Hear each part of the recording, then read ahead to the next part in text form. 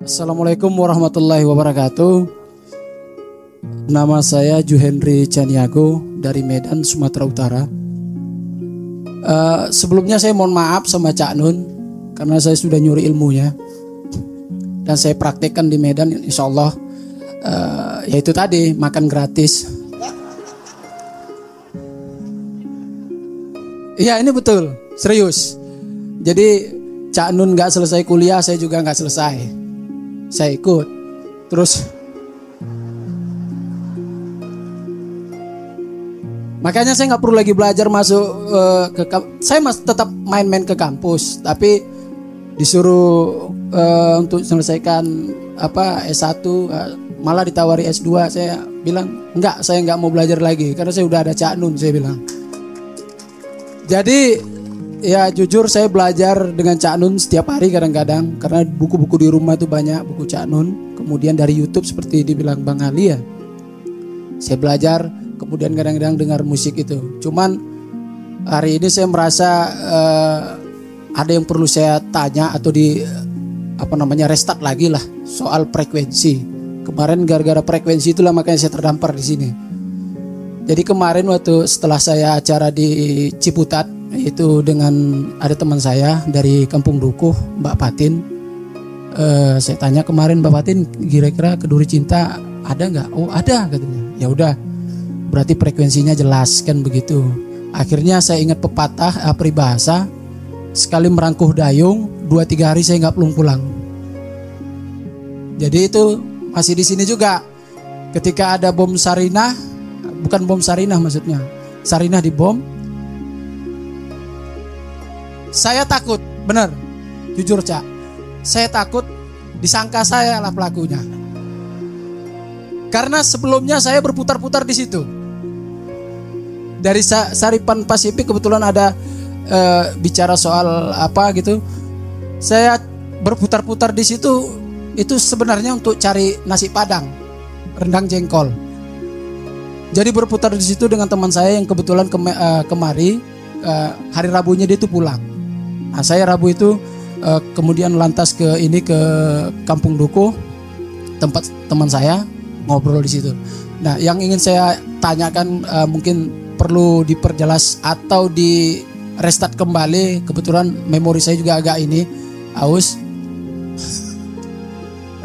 Ya benar, saya haus memang. Tadi saya nggak sempat bawa air.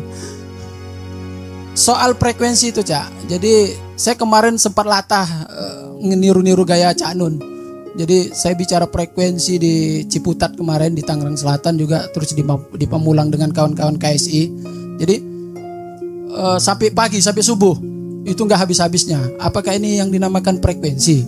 Kira-kira begitu. Kemudian saya ingat ada materi, energi dan cahaya. Ini mohon pencerahannya kembali. Karena kalau saya lihat MEC ini teorinya Einstein juga kadang-kadang. Makanya saya bilang teman-teman saya, abang kok masih di Jakarta juga, sementara di Medan masih ada acara yang mau kita bikin gitu. Saya belum ketemu Cak Nun. Kira-kira begitu. Jadi kalian itu nomor kesekian lah saya bilang. Terima kasih Cak, itu saja mungkin baru. Assalamualaikum warahmatullahi wabarakatuh. Oke, langsung mengefrekuensi terus jadi itu bukti bahwa itu bukan milik saya sehingga saya sendiri lupa. Asik kan sekarang? Jadi Anda kalau ngikut saya yang muda-muda aja misalnya putus sekolah, itu ikut saya enggak masalah. Jadi jangan, supaya Anda enggak serem-serem sama saya. Wong saya itu juga enggak serem-serem sama diri saya kok. Bahwa saya pakai begini kan supaya ada beberapa orang yang agak ketakutan kalau saya pakai begini kan gitu, sehingga berjanji akan mentraktir saya pada suatu hari. Tujuan saya sangat sederhana. Jadi nanti saya mohon sabrang, karena kalau sudah ngomong frekuensi, ngomong cahaya segala macam, kita harus gini, Ustaz. Tolong diingatkan aja, nanti setelah sabrang saya akan menjelaskan kepada Anda. Ini kan kalau Anda belajar dari Jombang itu ada materialisme, ada intelektualisme, ada kulturalisme. Itu ada warisan dari Syekh Kano Khalil. Itu ada kiai yang diberi pisang, kemudian ada kiai yang diberi kitab, kemudian ada kiai yang diberi cincin. Nah, cincin ini jadi materialisme sudah jelas menghancurkan manusia dan tetap menjadi cita-cita utama manusia. Itu yang menyebabkan dia hancur. Kemudian intelektualisme itu benar baik, tetapi dia tidak berada di dalam keutuhan hidup. Dia hanya sebuah pilar, dia hanya tulang belulang gitu. Nah, yang kita butuhkan adalah seluruh pemahaman manusia atas kehidupan itu harus menjadi satu cincin, menjadi satu bulatan, menjadi satu lingkaran. Jadi ilmu harus ditemukan sambungannya sama akhlak ditemukan sambungannya sama akidah ditemukan sambungannya sama estetika dan art gitu. Jadi harus ada ketersambungan.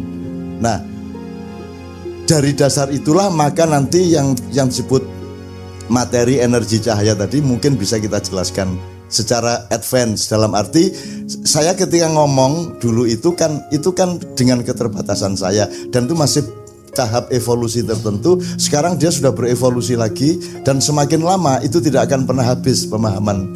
Jadi Anda jangan berhenti pada dari saya, Anda sendiri harus melakukan eksplorasi dan pencarian, karena ilmu itu bukan milik saya, ilmu itu milik Allah dan kita mengasyiki menikmati pencarian-pencarian itu. Nanti kita omongkan bersama-sama. Jadi kuncinya Jombang juga, Mas. Ada urusan Jombang yang akan menjadi pijakan bagi Indonesia.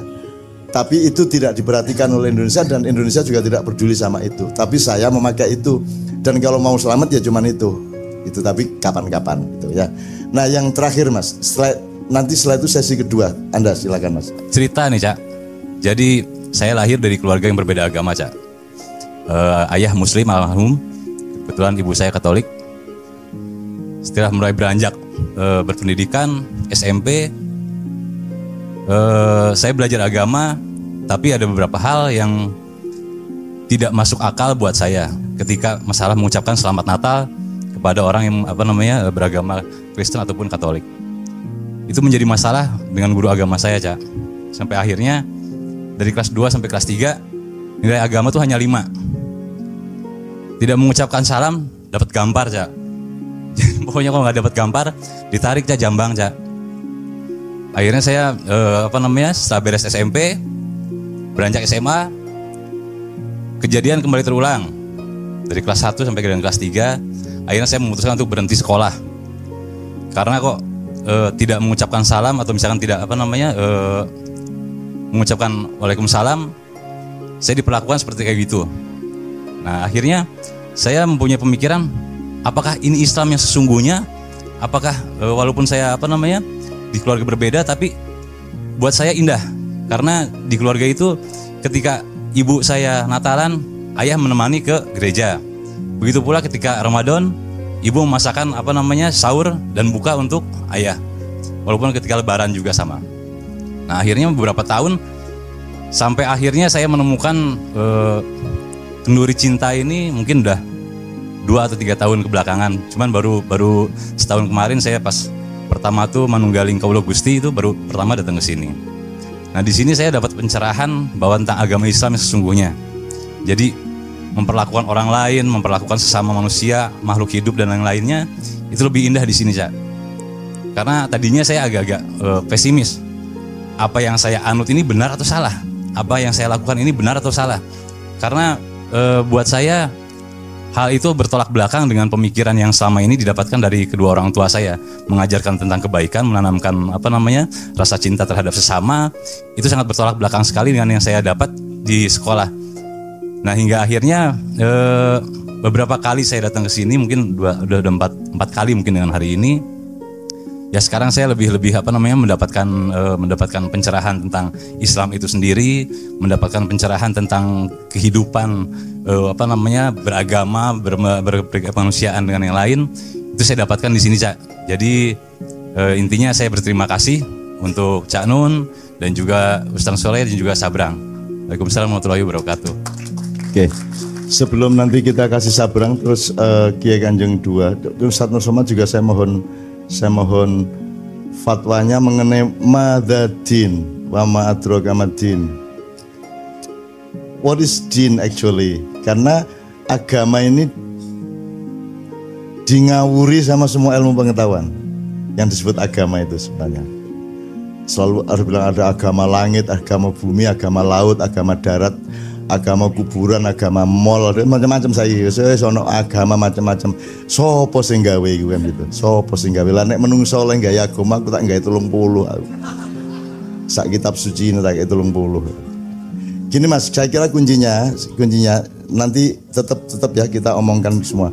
Kuncinya gini supaya nanti kita ngomong lebih lebar, supaya lebih. Pertama, teman-teman yang Katolik agamanya, apakah Natal itu ritual mahdohnya Katolik, ritual resminya, sehingga kalau Anda tidak Natalan Anda menjadi bukan Katolik lagi? Ataukah dia cuman seperti perayaan Maulid Nabi, cuman yang dirayakan ulang tahunnya Yesus kan gitu? Jadi itu kalau Maulid Nabi kan bukan ibadah mahdoh, jadi ada Maulid Nabi ya menyenangkan, tidak juga disayangkan kan gitu. Yang punya Nabi nggak diulang tahun ini kan gitu kok saya ngomong NG ya toh masuk Nabi gak kan gitu kan, itu soal akhlak, itu soal etika. Jadi satu, jadi Natal itu kan tidak ada hubungannya sama teologi Kristen. Kalau saya teruskan saya mungkin agak mohon maaf kepada teman-teman Kristen. Emang Kristen itu teologi, emang Kristen itu agama gitu. Tapi kan kalau diterusin kan jadi sara ini, Ci Sara.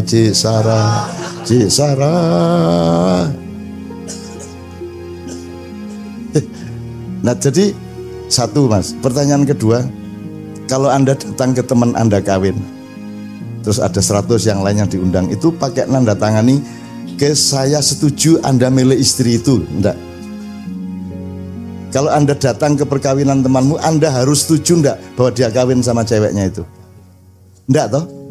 Enggak toh?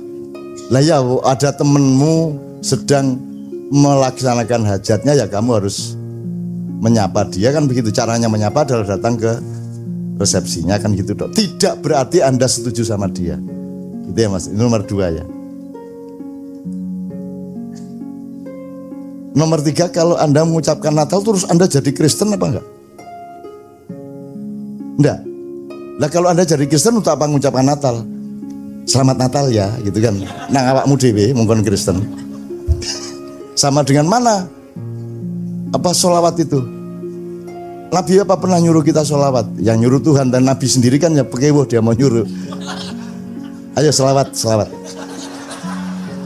Sholatullah salam. Gak enak sih Mas. Masa orang gak ngerti kebudayaan belas gitu. Ya apa sih? Awas loh, saya kalau nggak dimaulidin Nabi awas loh kan. Masa ngono ya? Itu kan bukan ibadah, itu kan kemesraan budaya. Itu bukan agama. Kalau agama itu mahdhoh, jadi rukun Islam itu yang agama. Nah, Natal kan budaya. Teman-teman Katolik, Kristen semua bilang Natal itu budaya, enggak ada hubungannya. Lagu Malam Kudus itu, malam kudus, nek kata kudus wis dinggone kuno kudu diganti jenenge kudus iku.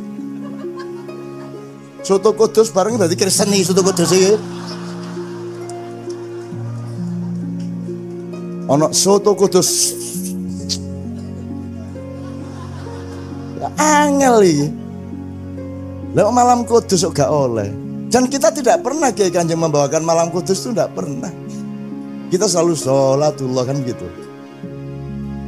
Itu menyapa dia cuman lagu. Lagu itu cuman alat, tidak ada Allah mengatur baca Quran pakai solmisasi, tidak boleh pentatonis, harus diatonis, tidak ada. Ya ayyuhalladzina amanu iqra'ul Qur'ana bidiatonis. Mau lagu kok diruwet-ruweti. Lagu itu kan bisa dipakai siapa aja, kayak listrik ini Mas. Di sini bisa, di tempat pelacuran ya dipakai kan gitu. Listriknya jadi salah nong, cuman lagu kok. Terus apakah terus jadi Kristen gitu? Ya enggak lah. Oh, apalagi nanti kalau saya sudah pusing malah nanti saya belok-belokkan loh kalimatnya. Yesus tetap Muslim. Ayo bentar gue enggak. Tak terus nolong kok. Arek-arek Ciangele urip saiki iki. Dimarahi saya di medsos itu, habis saya dimarahi. Dipikirnya kalau dimarahi terus bangun, enggak, saya tetap tidur aja kan gitu. Jadi mohon izin teman-teman sekalian, siapapun yang memfitnahku, siapapun yang menghinaku, siapapun yang menganjing-anjingkanku, siapapun yang bilang aku sesat, siapapun yang mengkafir-kafirkanku, tenanglah hatimu karena aku pasti memaafkanmu semua. Dan aku memohon kepada Allah, ya Allah, jangan ada azab apapun sama mereka. Aku ikhlas. Berilah mereka berkah dan rahmat. Lah enak sih. Jadi ayo yang banyak penghinaannya. Itu kok. Wong yang nikmat itu ikhlas memaafkan. Jadi sekarang tinggal strategi budayamu Mas, kepada temanmu itu, kepada gurumu itu ya diturutin aja. Diturutin. Oh ya enggak nanti saya ya, itu. Kan dia ya digituin aja, terus nanti Anda ucapin selamat diam-diam ke dia kan gitu. Enggak masalah gitu loh wong. Kalau pusing betul bilang saya itu ayam bertelur tuh, tak datengin selamat ya ayam. Ayam bertelur tuh saya kasih selamat. Plok, selamat ya.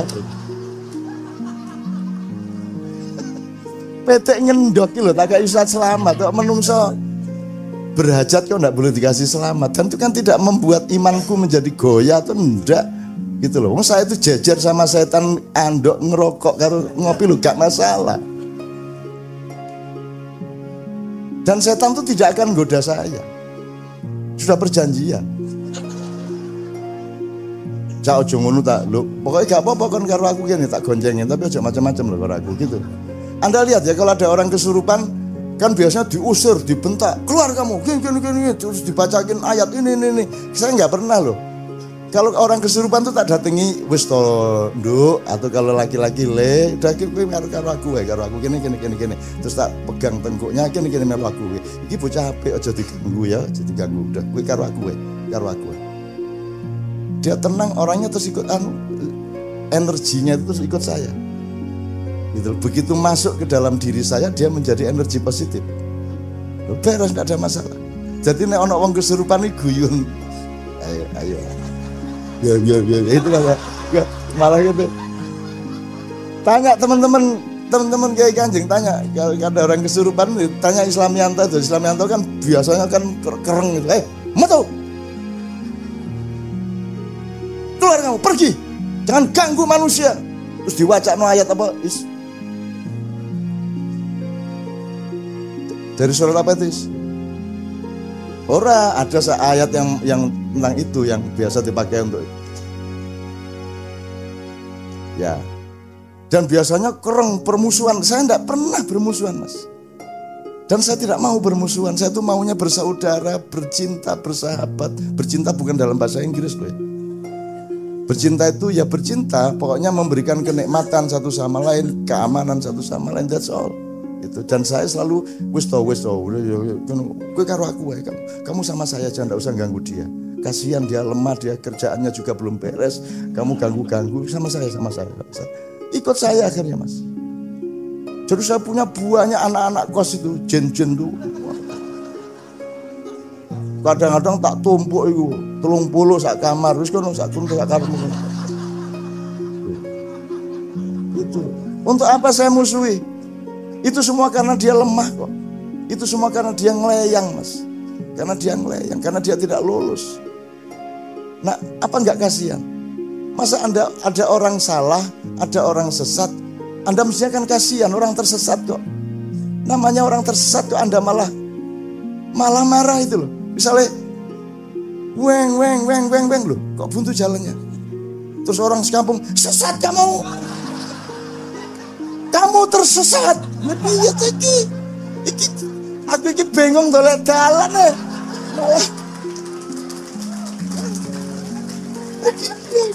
Orang modern ini aneh sebenarnya.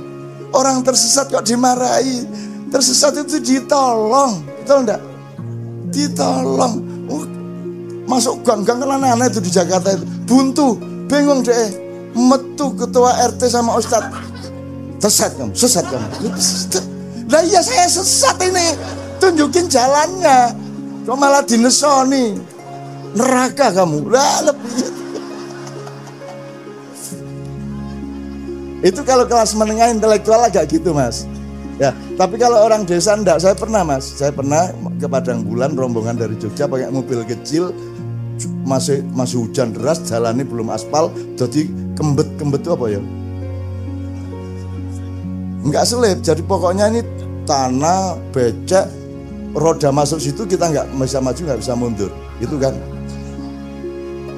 Pokoknya ceritanya begitu, kira-kira 2 km sebelum Menturo, sebelum Padang Bulan. Wes ki nyorong gak kuat, terus orang kampung pada datang. Sampean salah lewat gini, kudune lewat kono.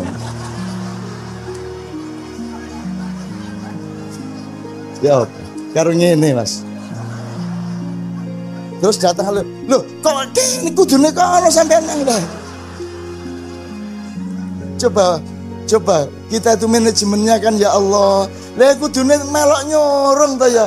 Malah hadis Nabi ya. Kudune lewat kono. Lah ya Mas. Karena kita keliru maka kembet di sini enggak bisa maju, enggak bisa mundur.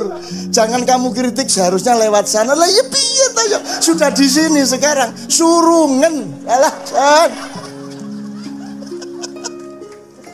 malah ngene Mas, anjane salah iku Bang. Kayak pakai bahasa Jombang itu, ya penyetir arek iki mang.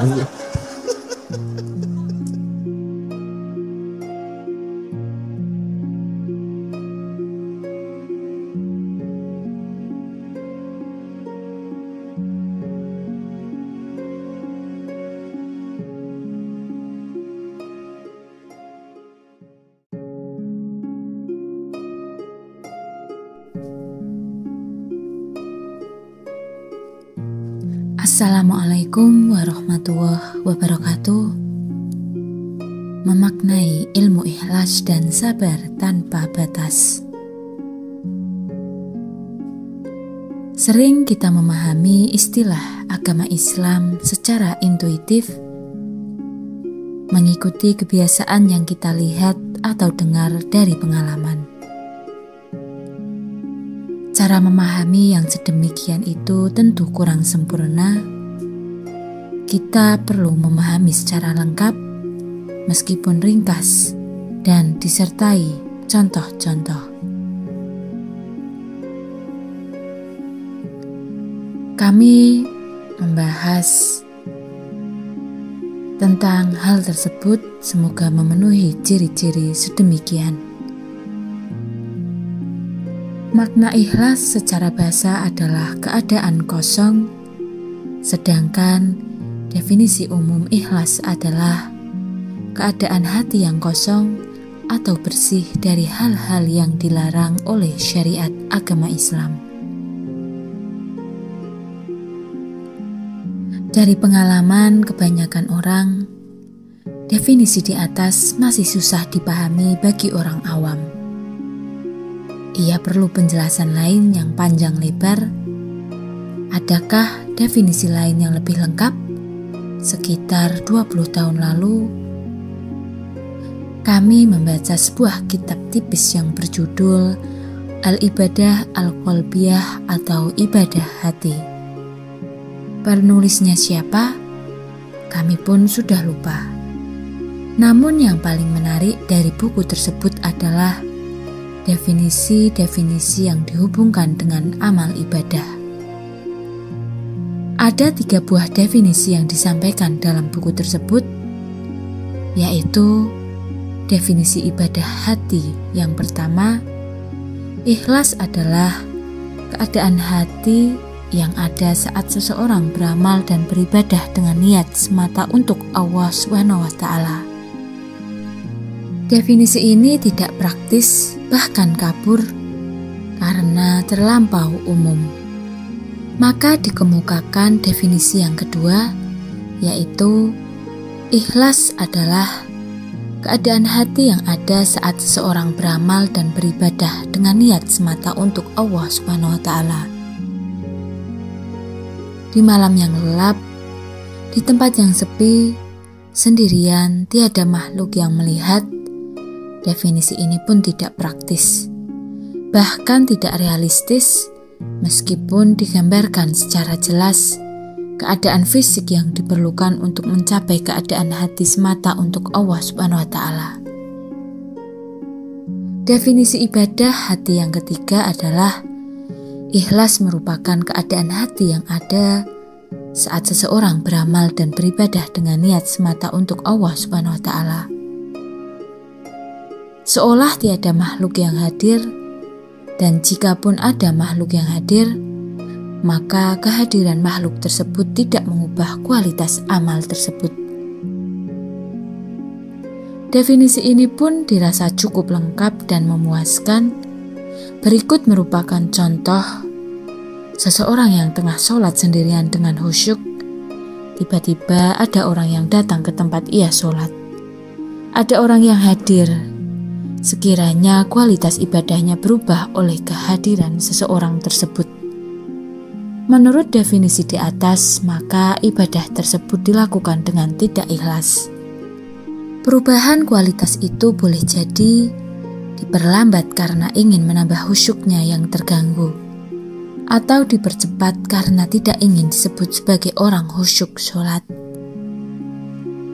Kualitas ibadah tidak berubah jika si pelaku berhasil memutuskan diri dari hal-hal yang tak perlu, atau tabtil atau terputus. Quran Surat Al-Muzammil ayat 73. Dalam hal keadaan darurat, keadaan bahaya, maka diwajibkan oleh syara' untuk tetap sadar dan bereaksi sewajarnya. Kapan kita mula pertama kali mengenal kata sabar juga syukur? Pasti sudah lama. Jika dijumlah sepanjang hidup, berapa juta kali mengucapkan sabar dan syukur? Seberapa sering menasihati diri dan orang lain dengan kosakata tersebut? Tentu saja dapatlah diyakini bahwa manusia sangat akrab dengannya. Bahkan manusia dalam skala dan intensitas tertentu sudah fasik menerapkannya.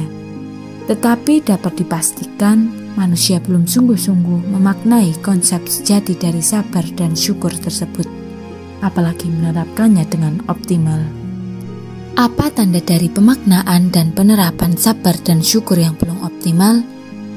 Rumah sakit masih penuh, penjara tak pernah kosong, narkoba merajalela, dan korupsi tak lekang oleh waktu. Selain itu, jumlah cabe-cabean dan berondong-berondongan juga merayap naik. Perceraian bahkan di usia dini dari pernikahan juga mengalami peningkatan. Jadi ada masalah serius pada manusia dengan negara modern saat ini.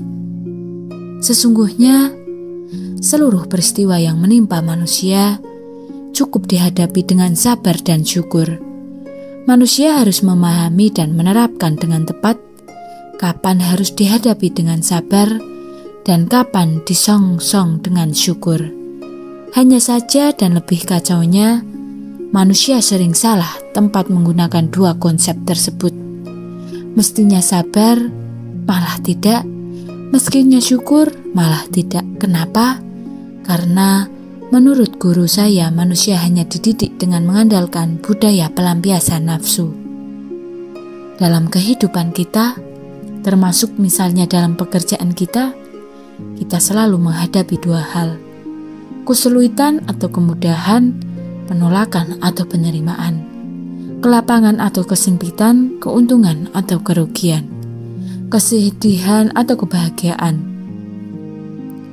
kesehatan atau kesakitan, kegalauan atau ketenangan, kecintaan atau kebencian, fitnah atau pujian, you name it.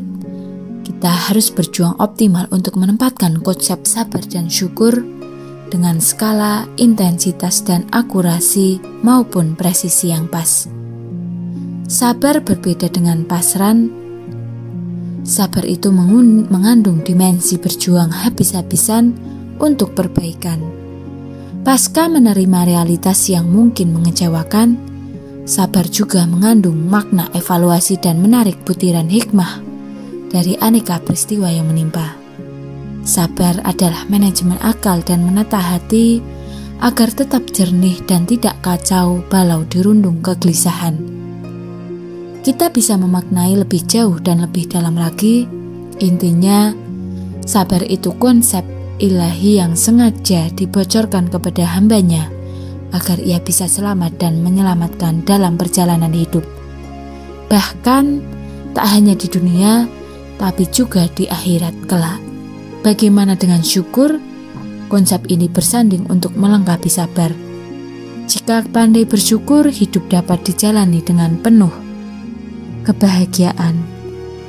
Makan dengan ikan asin dan sambal serta tahu bisa jauh lebih nikmat jika dipandai mensyukurinya, dibandingkan jika makan ayam atau daging tetapi tidak dengan syukur.